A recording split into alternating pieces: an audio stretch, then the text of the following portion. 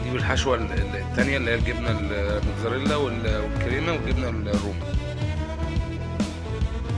وهنا عندي بعد ما سبتها تخمر حوالي 10 دقايق، بجيب عندي معلقتين لبن ادهن بيهم الوش،